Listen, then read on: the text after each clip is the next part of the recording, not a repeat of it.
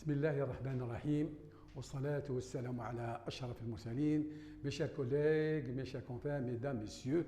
Donc, si vous voulez, on entame la deuxième partie concernant cette arme thérapeutique en pratique quotidienne, à savoir les dermocorticoïdes. Vous savez que les dermocorticoïdes prennent beaucoup en charge d'affections. Donc, ce qu'il faut connaître, que donc, les dermocorticoïdes ont transformé la thérapeutique dermatologique depuis le début de leur utilisation.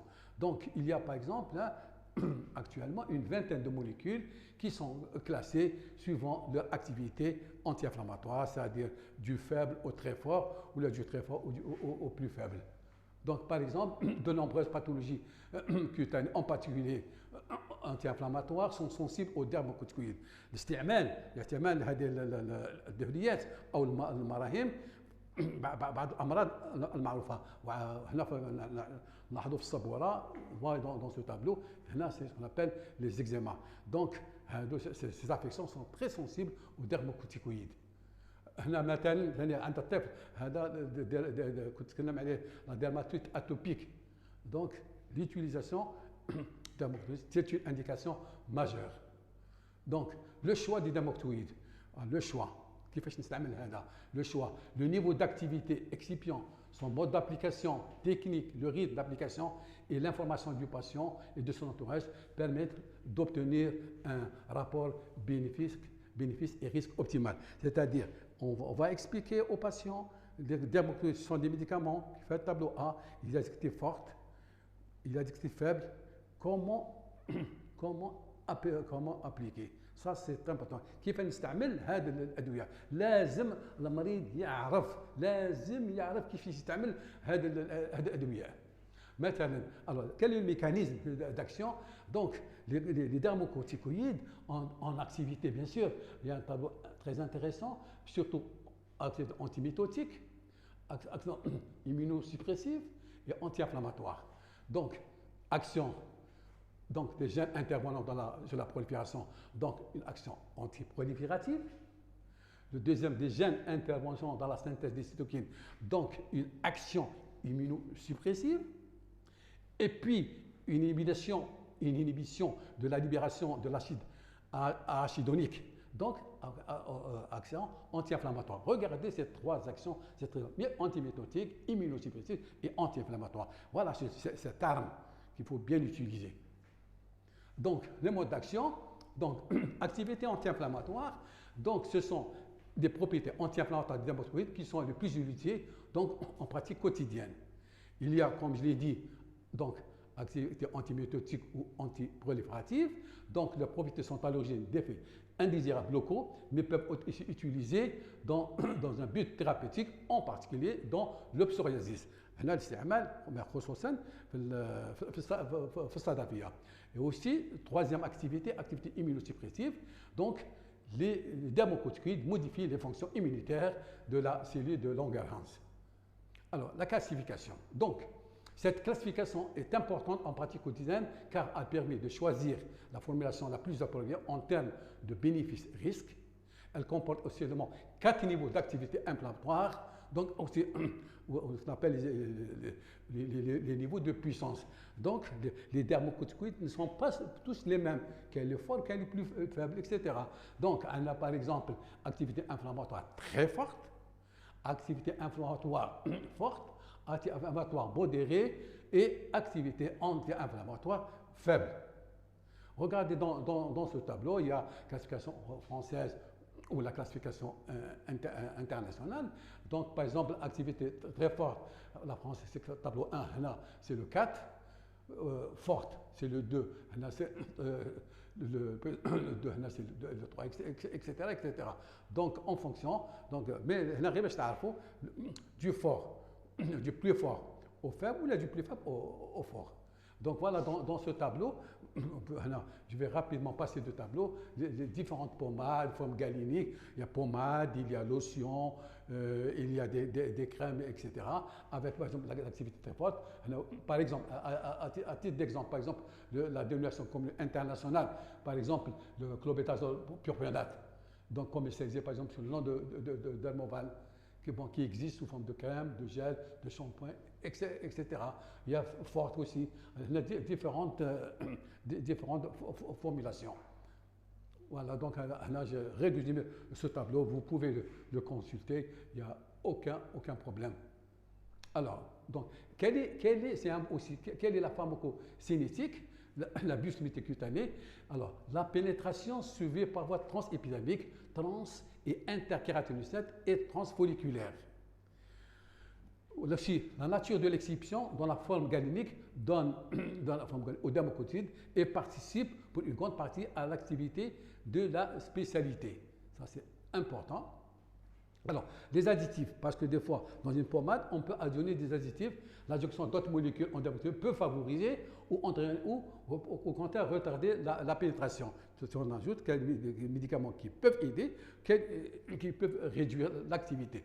Et l'occlusion, qu'on utilise souvent dans la pratique quotidienne, c'est-à-dire l'occlusion, elle favorise la pénétration cutanée dermocoïde en augmentant l'hydratation de la couche cornée, la température locale et la durée de contact. C'est-à-dire qu'on applique, par exemple, la pommade et on retrouve supposément occlusif et ça absorbe mieux. Mais là, il y a des indications bien précises. Donc, mais comme ça passe très vite, elle est à l'origine d'opérations d'effets secondaires locaux et systémiques, surtout les couches du nourrisson remplies. Par exemple, un nourrisson, si on va l'appliquer des pommades fortes, avec l'occlusion, ça absorbe rapidement et risque d'effets secondaires. Donc, par exemple, elle est facilement réalisée par exemple, avec des films plastiques et indiquée par exemple pour les dermatoses parce que résistantes couvrant une faible surface, telles que les atteintes palmoplantaires ou du cuir chevelu. C'est-à-dire palmoplantaire parce que la couche cornée elle est très épicée au niveau de la pomme. On peut appliquer des sous-promotions occlusives. Donc, mais elle est de pression spécialisée, doit être limitée dans le temps et à éviter en cas de surinfection. Donc, mais aussi, il y a des facteurs. Par exemple, l'âge. Donc, l'absorption des corticoïdes est plus importante chez les nouveau-nés, prématurés, et à moins de degrés chez le sujet âgé. C'est important. Pourquoi? Parce que la peau, elle est fragile chez le nourrisson. La localisation, et que je l'ai dit tout à l'heure, que la localisation, la couche cornée est la barrière principale à l'absorption cutanée. Son épaisseur varie selon la localisation et l'âge. Par exemple, et là, c'est très important, la localisation, elle est mince au niveau des paupières, au niveau des plis, au niveau du scrotum, qui sont des zones d'implantation cutanée accrue, très exposées au risque d'effets secondaires. Alors que là, au niveau du visage, la peau, elle est fragile. Faites attention. Elle est au contraire épaisse au niveau des pommes et des plantes, zone où la pénétration des molécules est beaucoup plus faible, parce que là, au niveau des pommes, la peau, la couche cornée, elle est épaissie. Aussi, un autre facteur qu'ils doivent connaître, mes chers collègues, c'est l'effet réservoir. C'est-à-dire, qu'est-ce que c'est? Que les dermocorticoïdes ont la capacité de s'accumuler dans la couche cornée, donc de l'épiderme, puis diffuser progressivement vers les couches les plus profondes de l'épiderme et le derme. C'est ce qu'on appelle l'effet réservoir. La peau, n'oublie pas, elle emmagasine et puis ça pénètre, d'où l'effet systémique. Il y a aussi un autre facteur qu'il ne faudrait pas oublier, c'est la tachyphylaxie. Qu'est-ce que c'est? Ce phénomène se traduit en pratique par l'apparition d'une tolérance, c'est-à-dire finalement d'une résistance de la dermatose au traitement après application prolongée. Donc la tachyphylaxie apparaît d'autant plus vite que le corticoïde est plus puissant pour une même molécule, que la concentration est plus forte. Il faut faire attention. Alors, donc, faites attention, quand vous appliquez, il y a l'âge, il y a le sujet âgé, il y a la localisation au niveau de la peau. Je l'ai dit, au niveau du visage, la peau, elle est beaucoup fragile, au niveau des c'est beaucoup plus fragile. Par contre, elle est épaisse au niveau de la couche cornée. Alors, quelles sont, mes chers collègues, mesdames, messieurs, quelles sont les indications? On va, pour terminer, illustrer avec les photos. Quelles sont les principales indications des dermocorticoïdes? Donc, les dermocorticoïdes représentent un traitement symptomatique de nombreuses dermatoses inflammatoires primitives. Ils ont une action rapide sur les symptômes liés à l'inflammation, en particulier le périoïde, parce que les démangeaisons, ça marche très bien. Alors, parmi les dermatoses inflammatoires, chroniques corticosensibles, il y a la dermatite atopique, il y a le psoriasis, qui sont fréquemment entourés. Quand on voit cette photo, voilà, là c'est l'indication, mesdames, messieurs, mes chers collègues, c'est l'indication des dermocorticoïdes. استعمال هذا الدهنيات المحيط في الإكزيما. Le prurigo nodulaire, en période bien sûr des moustiques, évidemment les gens se grattent, là c'est des nodules, c'est très prurigineux, c'est l'indication aussi des dermocorticoïdes. الصدف نركز على هذا الصدف يعني الصدف لو السوريازيس كي موجود بكثره الصدف هذا لكن كنا نستعمله يعني بصفه عقلانيه بصفه عقليه يعني ونتكلم ولا يعني ونتكلم لا اون ابليك افيك اون ابليك لي ريغل يعني نستعمل القوانين او قوانين الاستعمال لهذه الدهنيات الا تؤدي الى فائده كبيره. Donc si on applique correctement, ça donne beaucoup d'avantages et une efficacité. Regardez هنا le psoriasis. Aussi, donc le psoriasis, au niveau du cuir chevelu, regardez, c'est très important.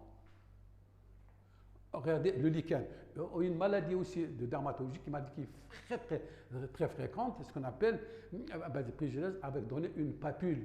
On appelle une papule rouge violette, mais très prurigineuse. Là, on est ce qu'on appelle le phénomène de Koebler, c'est que le malade a gratté et tout de suite après, quelques temps après, il y a une lésion du lichen plan. Regardez aussi de certaines maladies graves, de ce qu'on appelle dermatose bulleuse auto-immune, même la pemphigoïde bulleuse. Regardez, c'est des grosses bulles. Et là, ça peut donner le résultat de la corticothérapie locale. Regardez aussi vitiligo, البهاق او البرص هذا. هنا des fois quand c'est au début, l'utilisation de façon correcte avec un niveau fort des dermocorticoïdes peut donner résultat. الاستعمال دهريات في البرص يؤدي الى فائده، لكن يكون لكن نعرف يعني القواعد. Il faut apprendre القواعد اللعبه، il faut connaître les règles du jeu. Ça أكد على هذه النقطة.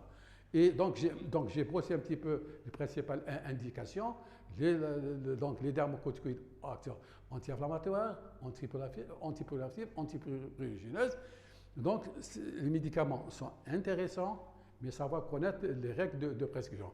Comme je dis, mes chers collègues, nous prenons en charge des différents types de pathologies. نتكلم بحال هذا الأمراض على سبيل المثال البرص أو الصدفية. وكما قلت مرارا عندنا في العيادة مخبر للأمراض الفطريات حتى باش نقدروا ان دياغنوستيك بريسي باش نسقسوا هذه الامراض اللي موجوده بكثره. واذا نتكفل بالامراض عند الطفل، الامراض الجلديه والامراض المتلقيه الجنسيه. والله ولي التوفيق، والسلام عليكم ورحمه الله تعالى وبركاته.